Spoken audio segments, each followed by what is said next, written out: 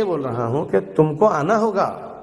जो तुमने डिबेट का चैलेंज दिए हैं, तुम अब भाग नहीं सकते, भाग चुके तुम जो है भाग चुके। कई तुम्हारे ऑडियोज में तुमने कई बहानेबाजी बोलता रहूंगा कि आ जाओ उसी मदरसे में किए, और तुम भाग चुके। लेकिन मैं भागने नहीं दूंगा। तुम जहां तक भागोगे मैं तुमको बोलता रहूंगा कि आ जाओ उसी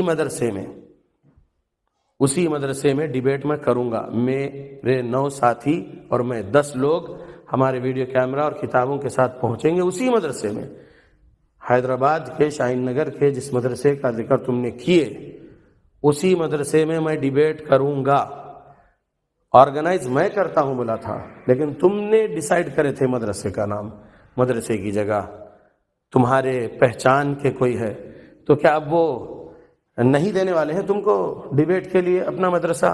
क्या वो भी तुम्हारे फितने को समझ चुके हैं कि अगर इस फितीन को हम दे देंगे मौका हमारे मदरसे में डिबेट के लिए अहले हदीसों के साथ, हो सकता है इसकी जिल्लत और रुसवाई हो उस मदरसे में और मदरसे का नाम बुरा हो, मदरसे का नाम बदनाम हो? ऐसा सोचे क्या वो मदरसे वाले?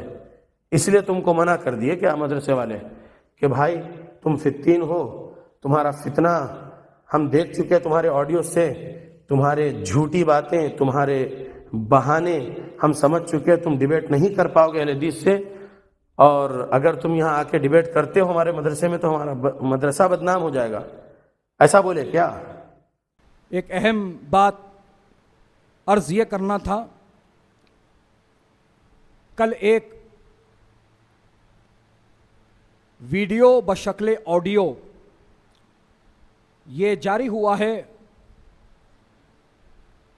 जमाते अहले हदीस के जो जिम्मेदार है शहर हैदराबाद के, शेख फसीउद्दीन हैदराबादी, उन्होंने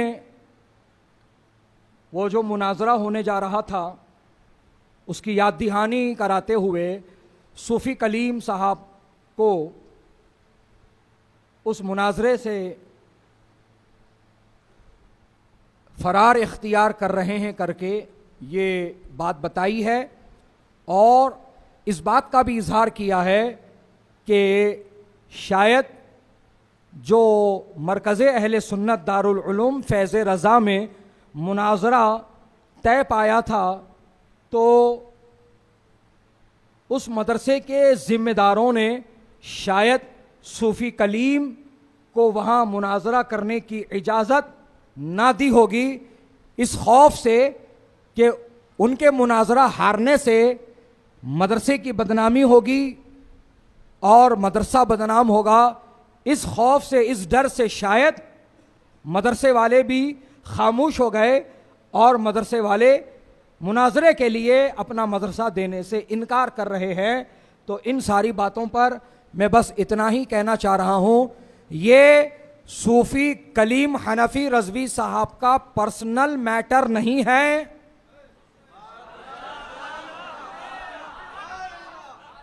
अल्हम्दुलिल्लाह ये मरकज़े अहले सुन्नत व जमात है।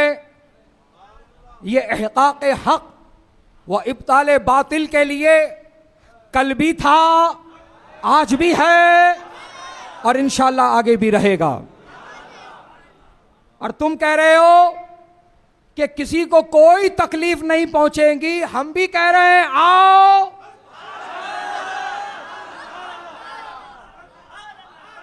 कोई तकलीफ नहीं पहुंचेगी। मुनाजरा होगा और अमन व अमान के साथ होगा, इत्मीनान व सुकून के साथ होगा, और मुनाजरे के तयशुदा ज़वाबित और शराइत की रोशनी में होगा। तो आप तैयार रहिए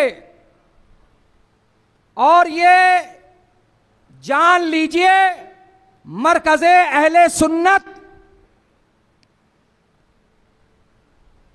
फरोग़ अहले सुन्नत के लिए और अक़ाइद हक़्क़ा की तरवीज व इशाअत के लिए और उसको साबित करने के लिए मरकज़ अहले सुन्नत कल भी कोशा था, आज भी कोशा है और आइंदा भी कोशा रहेगा। अगर आप ये पसंद करते हैं कि मुनाजरा अमन व अमान के साथ, उसूल व ज़वाबित के साथ मरकज़ अहले सुन्नत में रखा जाए, तो मरकज़ अहले सुन्नत के दरवाजे खुले हुए हैं। बस आप तारीख़ और वक्त का तयन कर लीजिए और फिर हमको बताइए। इंशाअल्लाह फिर यहाँ पर तयशुदा शराइत पर और जो अकाइद पर मुनाजरा होना तय पाएगा, उसी पर इंशाअल्लाह मुनाजरा किया जाएगा। वमा अलैना इल्लल बलाग। अस्सलामु अलैकुम। जो हजरात सुन्नत ना अदा की वो सुन्नत अदा फरमाएं। हमारे YouTube चैनल हकीकी सुन्नी दिलेर क़ादरी को सब्सक्राइब करें और बेल आइकन पर क्लिक करें